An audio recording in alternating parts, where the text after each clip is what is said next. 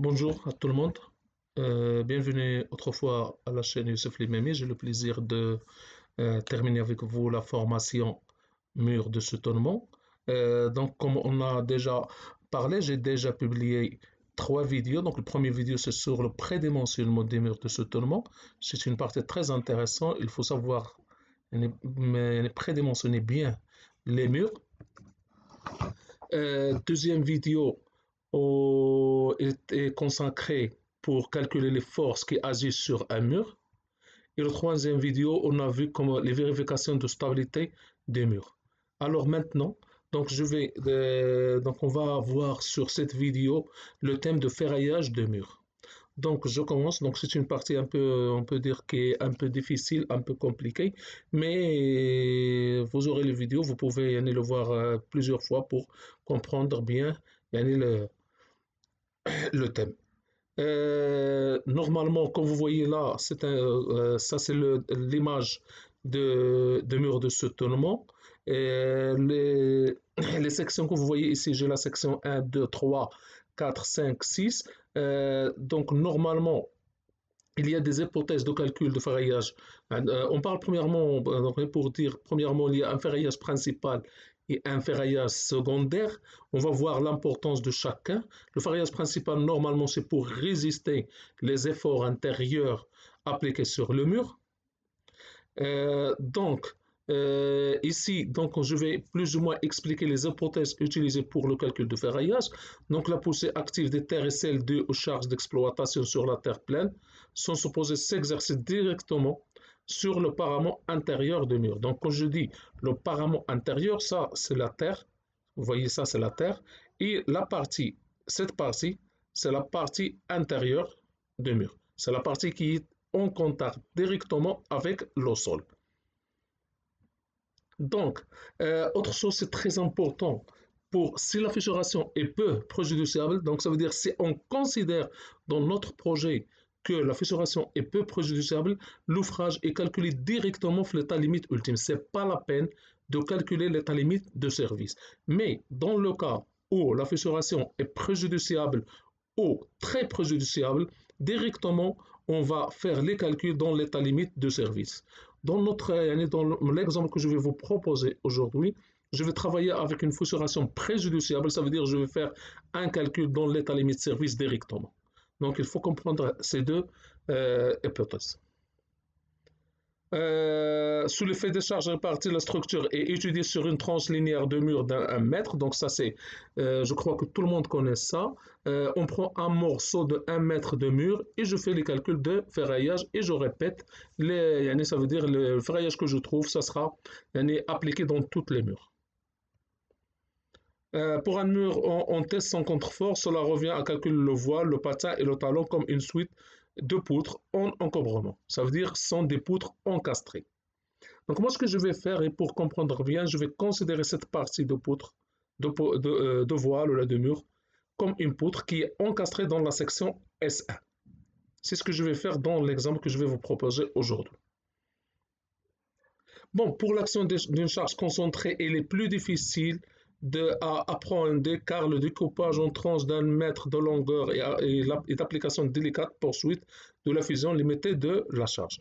Donc, ce que je vais faire maintenant, je vais concentrer l'étude sur les charges réparties. Ça veut dire les charges de soutenement, ou ce qu'on appelle les poussées de terre. Donc, normalement, l'étude le plus détaillée ou le plus certes, c'est de considérer des sections critiques. Ces sections critiques, normalement, sont S1, c'est le pied de voile. S2, donc ça veut dire c'est le contact là, entre le patine et le voile. Et entre le talon et le voile, c'est S3. Et après, donc, les sections S4, S5, S6 que je vais expliquer maintenant, ça veut dire donc S1, c'est l'encastrement de voile sur la semelle. Comme vous voyez, c'est l'encastrement de voile sur la semelle. S2, c'est l'encastrement de patine sur la semelle. S3, c'est l'encastrement de talon sur le voile. S4, c'est la section de voile au tiers de sa hauteur. Ça veut dire S4, normalement, si j'ai une hauteur ici de H, cette section se trouve à H sur 3 à partir de l'encastrement. Donc, je répète, S4 se trouve à une hauteur ou une distance H sur 3. Donc, ça veut dire de cette partie de S1 vers S4, j'ai H sur 3. De S1 vers S5, c'est H sur 2. Donc, ça veut dire que c'est la moitié de la hauteur. Ici, c'est la moitié. Et de S1 à S6, j'ai une valeur de 2 sur 3, H. Donc, le schéma qu'on va proposer pour le ferraillage, c'est le suivant. Donc, ça, c'est le ferraillage vertical et ça, c'est le ferraillage au niveau du semelle. Donc, comme vous voyez, la section 4 se trouve à 1 sur 3 à partir de l'encastrement de voile. S5 se trouve à H sur 2 et A6 se trouve à 2 sur 3 de la hauteur. L'hypothèse de calcul de ferraillage principal. Donc, on a des hypothèses. Donc, pour la détermination de trait soudé ou de maillage de l'armature, on considère premièrement pour le voile les sections S1, S4, S5 et S6. Dans les conditions d'état limite ultime ou état limite service selon le cas. En ce qui concerne le patine et le talon arrière, on a donc pour le calcul des moments sollicitant les sections S2 et S3. Autre chose très importante, avant de faire les calculs, si on considère une fissuration préjudiciable, l'armature le plus proche des paraments, ça veut dire cette armature que vous voyez ici, le diamètre ne peut pas être inférieur à 6 mm, dans le cas des fissurations préjudiciables. Dans le cas des fissurations très préjudiciables, ne peut pas dépasser le 8 mm. Ça, ce sont des conditions de BAL. Alors, une fois je calcule l'armature principale, je procède au calcul de l'armature secondaire. Alors, le calcul d'armature secondaire, on n'est pas obligé de respecter les conditions de diamètre 6 mm et 8 mm, comme le cas des ferraillages principaux. Alors, ça sert à quoi le ferraillage secondaire? Le ferraillage secondaire, c'est pour... Donc, comme vous voyez ici, le calcul ne permet pas de déterminer que le ferraillage principal. Comme vous voyez, le calcul qu'on va procéder à faire, seulement on peut, à travers des calculs, calculer le ferraillage principal. Alors que le ferraillage secondaire, il y a des formules proposées par le BAEN qui sont déjà vérifiées qu'on va l'utiliser. Quel est le rôle de ferraillage secondaire? Premièrement, vous savez qu'il y a ce qu'on appelle un gradient thermique. Là, le parament, donc je retourne en arrière. Si vous voyez, ici, vous avez deux faces de mur. Une face qui est proche du sol, donc cette partie, voilà, ce parament, voilà, cette face n'est pas soleillée, donc ça veut dire qu'elle n'est pas attaquée avec le sol, alors que cette partie de cette face de mur, elle est souvent attaquée par le sol. Ça veut dire qu'il y a un gradient thermique. Ça veut dire ici vous pouvez avoir une température 10, ici vous pouvez avoir une température 2. Et vous savez, donc les gens que vous avez déjà travaillé les charges, ou ce qu'on appelle les charges thermiques, que s'il y a un gradient thermique, donc il y a la possibilité d'avoir une traction. Donc, c'est pour cela qu'on dit ici que l'un des causes pour que on met des ferraillages secondaires, c'est pour le gradient thermique. La phase vue d'un mur de soutènement est soumise à l'ensoleillement, alors que la face côté terre ne l'est jamais. Deuxième cause pour mettre que nos oblige à mettre le ferraillage secondaire, c'est la différence d'intensité de la poussée des terres dans le sens longitudinal du mur. Donc, la différence d'intensité de la poussée va nous obliger de mettre un ferraillage secondaire. Autre cause, c'est le tassement différentiel et l'action de vent sur les murs de grande hauteur. Dernière hypothèse de calcul, c'est ce qu'on appelle l'écartement, ce qu'on appelle l'espacement qu'on va respecter, dans notre ferraillage. Donc, la première condition, c'est la fissuration est peu préjudiciable. L'écartement des deux armatures de même direction, ça veut dire direction verticale, direction horizontale, ne doit jamais excéder 0,30. Donc, ça veut dire que je ne peux pas avoir un écartement de 0,40 ou de 0,31. C'est bon. C'est la fissuration. Pour le cas des dalles et voiles, c'est la fissuration est préjudiciable. Donc, je répète ici, j'ai considéré peu préjudiciable. Donc, maintenant, pour une fissuration FP, ça veut dire fissuration préjudiciable, et avec une épaisseur de mur de 40 centimes, l'écartement des armatures de nappe doit vérifier cette condition. C'est le minimum entre 25 centimes et 2 H. Donc, ça veut dire 2 fois l'épaisseur de mur. Donc, ça, c'est le minimum. On va prendre le minimum des deux. Donc, ça, c'est dans le cas de fissuration préjudiciable. Pour la fissuration très préjudiciable, FTP, ça veut dire fissuration très préjudiciable. Et une épaisseur de 40 centimes, donc j'ai cette condition. C'est 20 centimes, c'est le minimum entre 20 centimes et 1,5. Donc je répète, fissuration peu nuisible, le maximum ou la frontière c'est 0,30. Le cas de fissuration préjudiciable c'est 25, le minimum de 25 et de H. Et pour le cas de fissuration très préjudiciable, donc l'épaisseur ou l'espacement, pardon, il doit être le minimum entre 20 et 1,5 H. Et H, c'est quoi? C'est l'épaisseur de mur.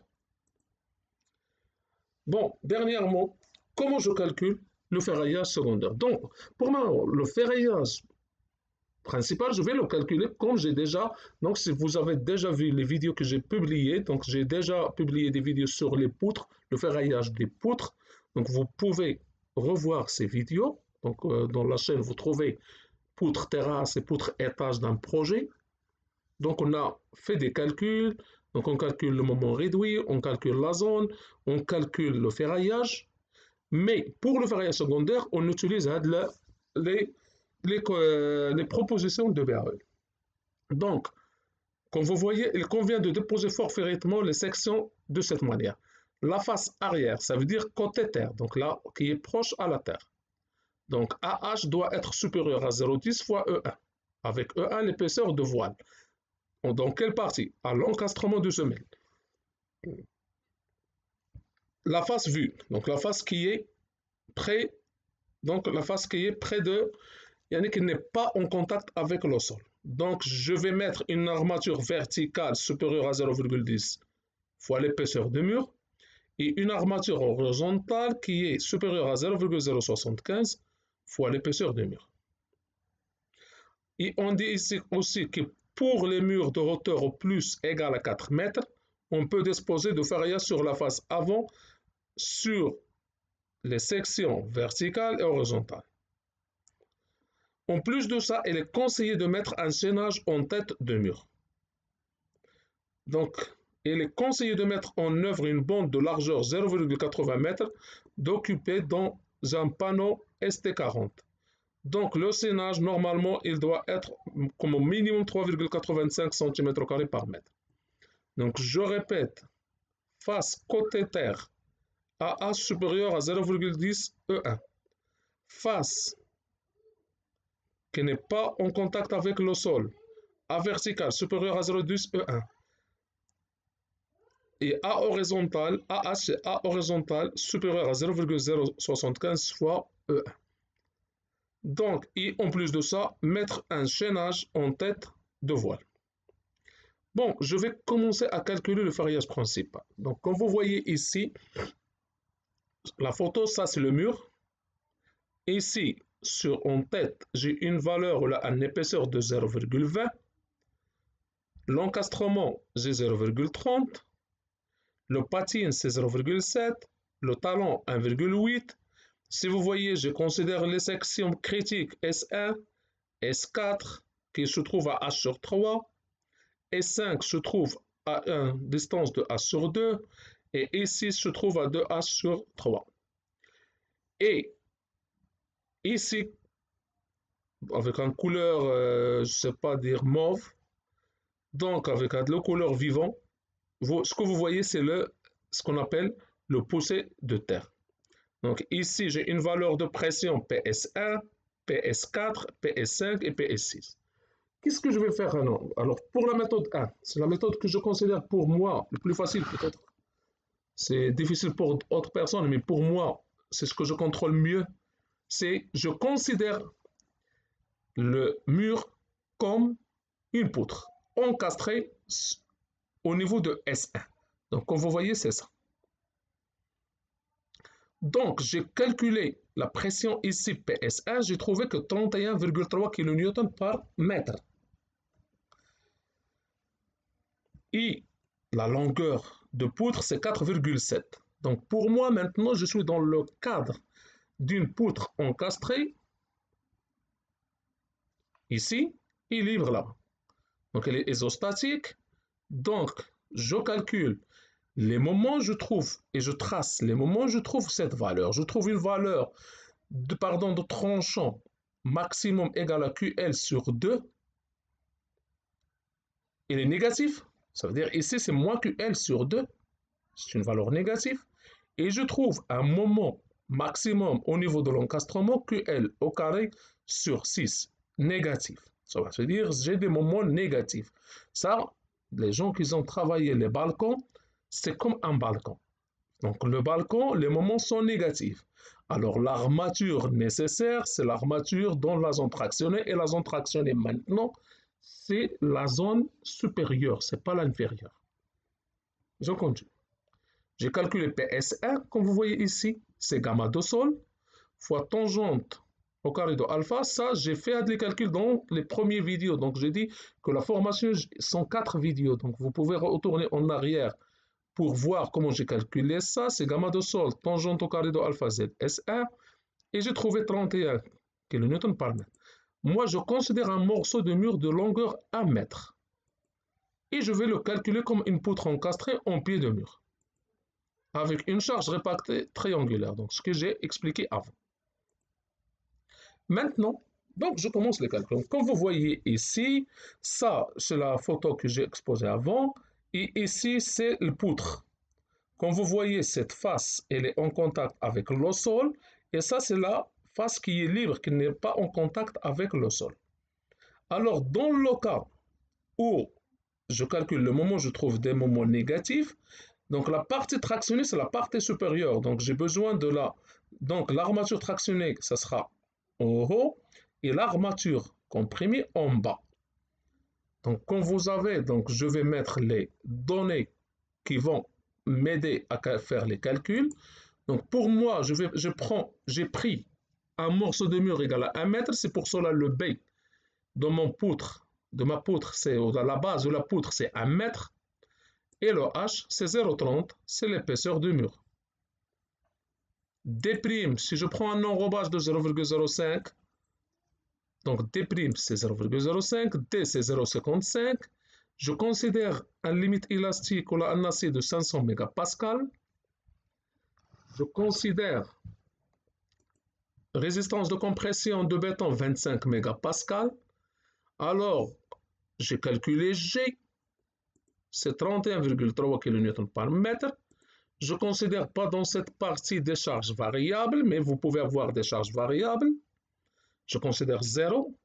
Je calcule KU, c'est 1,35 fois G plus 1,5 Q. Bon, je dis que ça, c'est la première méthode. Après, on va voir une méthode que moi, je préfère cette méthode. Je préfère la première, mais vous pouvez choisir la méthode que vous convient. Donc, j'ai trouvé 42,255 kN par mètre. Q de service, Donc, normalement, chez G plus Q, c'est 31,3 et je calcule. Vous faites attention, c'est pas ça, c'est un autre type de poutre. Donc, MU, c'est KU fois L au carré sur 6. Ce que j'ai trouvé ici. Après, ça, c'est là. J'ai fait des calculs d'RTM qui vont me donner les résultats suivants. Donc, je fais les calculs, je trouve cette valeur 0,155. S'il vous plaît, c'est une valeur négative. Moi, je le mets maintenant positif, mais vous voyez ici clair que je mets un moins. C'est une valeur négative. M service, donc c'est la même formule.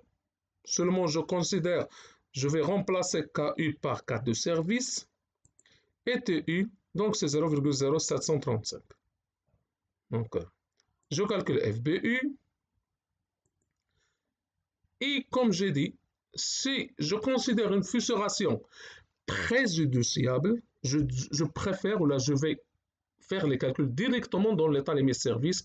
Et ça sont les formules de l'état limite service. Donc M service, j'ai déjà calculé, c'est 0,115 mètres méganewton. Je répète, j'ai déjà publié un calcul d'une poutre dont les conditions d'état limite ultime, état limite service et de l'état limite amine. Donc vous trouvez dans ma chaîne le vidéo complet. Donc moi j'ai allé directement ici, mais vous pouvez bien voir l'explication de cette partie. Donc je calcule sigma BC, c'est 0,6 fois 25. Je calcule sigma ST. Sigma ST dans le cas des fissurations préjudiciables, donc j'utilise cette formule et je trouve 201,33. Donc je calcule alpha. Donc tout ça, ce sont des formules qui existent déjà dans le BAEL et que je suis en train d'utiliser directement. Je calcule Y1, c'est alpha fois T. J'ai trouvé alpha 0,528 et 0,25 c'est D. Et je calcule Z. Comme vous voyez, je suis dans le cas. Pardon, je suis dans le cas. Bon, j'ai oublié ici de mettre M de service, pardon, M résistant de béton. Bon, je dois calculer M résistant de béton et j'ai oublié de mettre ici, mais je vais corriger après. M de service va être inférieur, donc j'ai les valeurs ici, donc je vais voir. Non, j'ai pas la valeur ici, mais j'ai trouvé une valeur inférieure à M service. Et si je trouve une valeur inférieure à M service, donc je ne peux pas maintenant arrêter le vidéo parce que j'ai déjà lancé le vidéo. Bon, j'ai oublié la formule ici, donc c'est M résistant de béton. Donc, bon, je vais retourner un peu en arrière et je vais... Donc, attendez un petit peu, donc je vais essayer.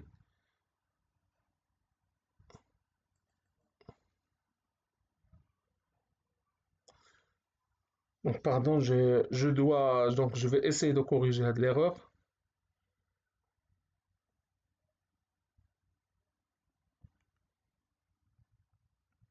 Donc, je vais entrer dans l'un des vidéos que j'ai déjà publié et copier la formule et le mettre ici pour que vous pouvez suivre avec moi.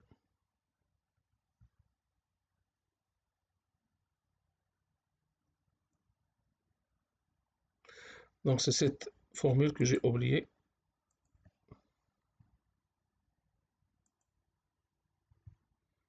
Donc, je demande pardon.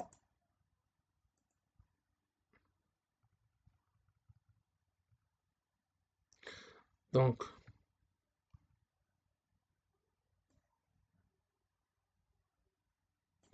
c'est bon. Maintenant, je crois que c'est bon. Donc, pardon. Bon. Donc, je vais corriger. Donc, si vous voyez, donc B, c'est 1.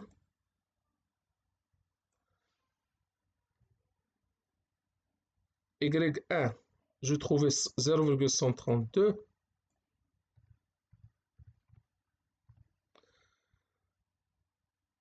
Sigma BC, c'est 15. Et Z, j'ai trouvé 0,206.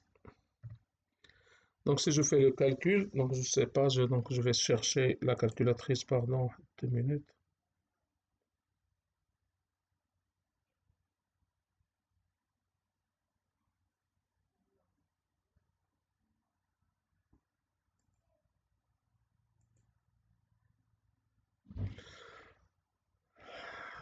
Pardon.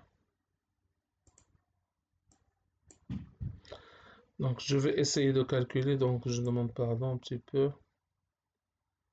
Donc, 0,5 multiplié par 0,132 multiplié par 15 multiplié par 0,226, pardon. Tout ça, elle est égale. J'ai trouvé 0,20. Donc, c'est bon.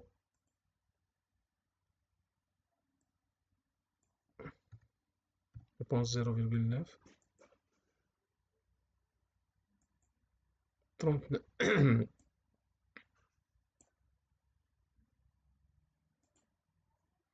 Donc, je prends 4. Bon. Donc, maintenant, je peux continuer. Donc, je répète, M service c'est 0,115. Sigma BC c'est 15, sigma ST c'est 201,33, alpha c'est 0,528, Y1 c'est 0,132, Z c'est 0,206. Donc, bon, je répète, j'ai trouvé que M résistant de béton c'est 0,204. Et donc, comme vous voyez, il est supérieur à M service. Donc, je suis dans le cas 1. Et alors, directement dans le cas 1, je calcule A de service. Donc, A de service, c'est M de service sur Z fois sigma ST. Et je trouve cette valeur, c'est 2,67. Si c'est 2,67 fois 10 à la puissance 63 mètres au carré, alors je vais passer en centimètres, je multiplie par 10 à la puissance 4 et je trouve 27,7. Donc, j'ai utilisé la méthode simple, la méthode que tout le monde, les étudiants, les stagiaires connaissent et même les ingénieurs. Maintenant, ça c'est la méthode 1. Je procède à répartir ou à traduire ce résultat sous forme des barres. Donc, j'utilise le tableau suivant. Comme vous voyez, j'ai trouvé A de service 27,7. Et ici, si vous voyez, j'ai considéré 9 barres de diamètre 20. Donc 9 barres de diamètre 20. Et si vous voyez, j'ai mis les barres dans la partie supérieure et non l'inférieure parce que j'ai un moment négatif. Et quand le moment est négatif, les tractions sont dans la partie supérieure. Donc cette armature doit être dans la partie supérieure. Donc c'est ça. Donc, et pour comprendre ça, donc normalement la partie supérieure, c'est la partie qui est en contact avec le sol. Maintenant, qu'est-ce que je fais avec la face arrière ou la face côté terre? Bon, directement, donc pour la face qui est côté terre, je mets, pardon, ce que j'ai calculé sont les armatures, on peut dire verticales, parce que je dois renverser, donc le mur il est vertical, donc cette armature elle est verticale. Alors qu'est-ce que je vais proposer comme armature horizontale? Donc c'est ce qu'il propose le BAEL. On doit mettre des armatures horizontales supérieures, donc l'armature, le minimum que je peux mettre, il doit être supérieur à 0,10 fois E1. Et c'est ce que je mets ici. Donc 0,1 fois E1, c'est 0,1 fois 30, c'est 3 cm² par mètre. Ça, c'est l'armature horizontale dans le parament qui est côté terre, qui est près du sol. Alors, l'autre partie, la face qui n'est pas en contact avec le sol, donc je vais utiliser cet article de BAEL. Donc normalement, je vais mettre pour les armatures verticales 0,10 fois E1 et pour l'armature horizontale, je mets 0,075. Donc j'ai fait le calcul. Ici, j'ai trouvé 3 cm² par mètre et ici, c'est 0,075 fois 30, c'est 2,25 cm². Je vais mettre un chaînage en tête. Donc, j'ai déjà expliqué, il doit être comme minimum 3,85 cm², donc à largeur de 0,80. Donc, dans cette partie, la tête, donc je mets un chaînage. Donc, je crois, ça c'est la première méthode. Donc, j'espère que j'ai bien expliqué. Donc, je vais passer la deuxième méthode. La deuxième méthode, elle est un peu difficile, mais ce que je vais faire, c'est faire passer directement les diapositives pour que vous pouvez voir comment je fais ça. Donc, là, je vais travailler, par exemple, comme je vais considérer 3 ou la 4 poutres. Une poutre encastrée en S1, une poutre encastrée en S4 et une poutre encastrée. Ça veut dire je vais considérer l'encastrement au niveau de S5 et après un encastrement au niveau de S6. C'est pour cela que j'ai besoin de calculer PS1, PS4, PS5. Donc ça veut dire les pressions au niveau de la hauteur A sur 3, au niveau de A sur 2, au niveau de A sur 6. Donc c'est ce que j'ai calculé ici. Vous voyez PS1, c'est gamma de solve tangente au carré de alpha fois ZS1. Tangente au carré, c'est 0,333. Donc ici, donc, ça veut dire j'ai 4,7. Donc j'ai fait les calculs ici. Donc le Z, normalement, la référence à partir de la partie supérieure do sol. Donc si vous voyez, j'ai mes Z ici. Ça, c'est la méthode 2. Je vais essayer de faire les mêmes calculs d'une autre manière. Donc je reprends. Donc le PS1 se trouve à une profondeur de 4,7. C'est pour cela que je mets ici 4,7. S4 se trouve à une profondeur de 3,13. S5 se trouve à une profondeur de 2,35, donc c'est pour cela que je mets ici 2,35, et ici se trouve à une profondeur de 1,57. J'ai calculé PS1, PS2, PS4, je calcule les poussées de terre, donc les poussées de terre, donc c'est PS1, donc c'est la partie, donc je considère maintenant tout le triangle, donc c'est PS1 fois la hauteur. Quand je veux travailler la section 2, je vais considérer ici PS4 fois la hauteur 3,13 sur 2, ainsi de suite. Et je vais calculer le poids de la partie de voile. Donc, le partie de voile, par exemple, donc ici, je fais une petite explication. Donc, normalement, c'est la surface. Donc, ça, c'est un trapèze. Donc, c'est la base fois la hauteur. C'est vrai, sur 2. Donc, la base. Donc, c'est pas la base, pardon. La base inférieure plus la base supérieure. Donc, fois A sur 2, donc la surface d'un trapèze. Donc ici, c'est 0,2 plus 0,1, c'est 0,3. J'ai mis ici 0,3 plus 0,2 sur 2 fois 4,7. Maintenant, quand je considère la section S4, donc maintenant, la base, c'est ça. Donc c'est pour cela, c'est 0,2 plus 0,263 sur 2 fois 3,13 fois 25. Donc 25, c'est le poids volumique de béton. Je calcule le poids volumique de la partie de voile à partir de S5, donc ça veut dire le poids volumique de cette partie de voile. Je trouve 13,22 et PM6, je trouve 8,5. Qu'est-ce que je fais? Premièrement, je vais calculer l'extensité des ce qu'on appelle les charges horizontales. Donc, je calcule le moment des charges horizontales. Donc, je le calcule ici. Donc, c'est 73,56 fois 4,7 sur 3. Pour la section 4, c'est 32,62 fois 3,13 sur 3. Pour la 5, je trouve cette valeur, et ainsi de suite. Et je calcule l'excentricité, et à partir de ça, je vais essayer de calculer le ferraillage à partir de ce qu'on appelle l'abac que vous voyez ici, dans le cas des états limites service. Donc, je commence par S1.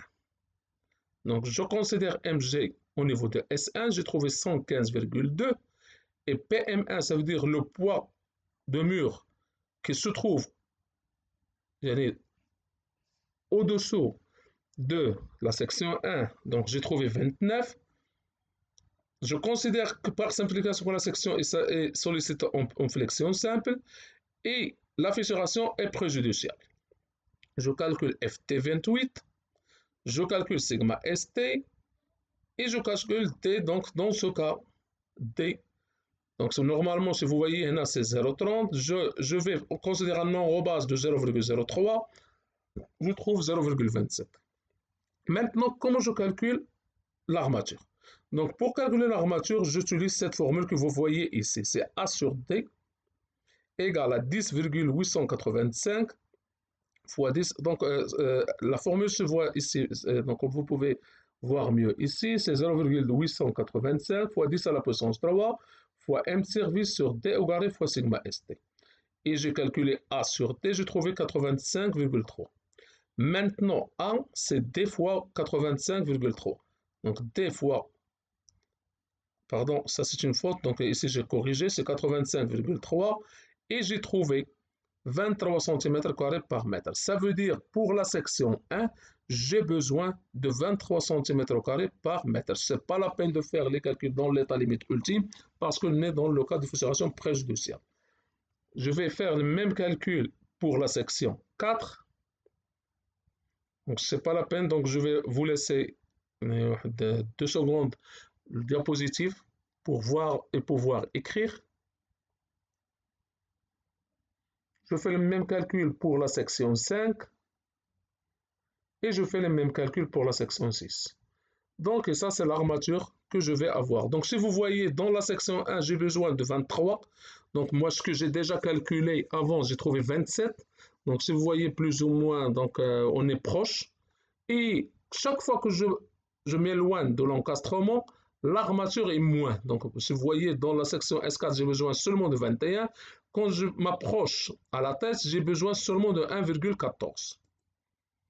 Pour l'armature secondaire, j'ai déjà expliqué ce que j'ai fait. Donc, la face arrière, pour l'armature horizontale, je mets une valeur ou une section d'armature de 0,1 fois l'épaisseur de mur. Et je parle de l'épaisseur au niveau de l'encastrement. Et la partie ou la face qui n'est pas en contact avec le sol, donc je mets à des valeurs. Bon, plus ou moins ça, c'est la méthode que 2. Donc, vous pouvez utiliser la méthode que vous préférez. Ici, j'ai essayé de faire une vérification à l'effort tranchant selon les recommandations de BAEL. Donc, moi, j'ai pas corrigé, mais j'ai trouvé que c'est pas, la condition est vérifiée et il n'y a pas besoin d'armature d'effort tranchant. Donc, merci pour votre attention. La prochaine vidéo, donc, je vais essayer Inch'Allah, donc de mettre des vidéos sur robot. Donc, ça veut dire la prochaine formation, ça sera une formation complète sur robot. Merci et à bientôt.